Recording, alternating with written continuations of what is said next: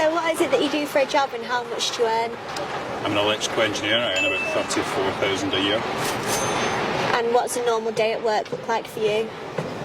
Well, you know, you look around, everything's built on the electrical infrastructure, right? When you make a cup of tea in the morning, when you charge your phone, when you drive to work, when you do anything nowadays, it's all built on electricity, right? So I work as an electrical engineer, which means I facilitate the power, the generation of electricity to keep the world going, so to speak. And how did you originally get into that? Well, I was an insurance salesman when Boris Johnson announced the first lockdown, and I thought I want to do something different.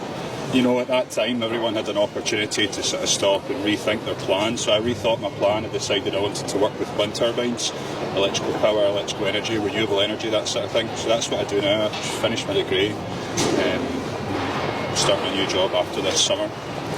And was a degree essential for it, or could you have done it without?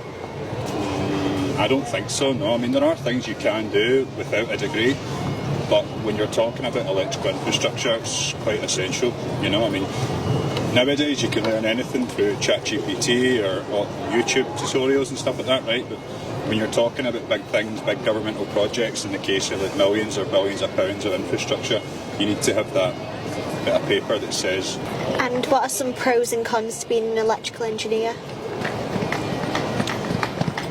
Takes a lot of energy, takes a lot of physical and mental capacity to work your way through a normal day. Takes a lot of effort, you know. It's not for the weak-spirited, you know. It takes a lot of determination, a lot of drive, but it's incredibly rewarding, right? It's like, you know, a lot of people do things in their lives. They put the more effort and energy you put into something, the more you get out of it, I feel. And what advice would you give to a young person if that's what they wanted to do? Just figure out what it is that you want to do, right? Think, if money was no option, right? If you didn't have to work for hour a day and the rest of your life, what would you do with your time?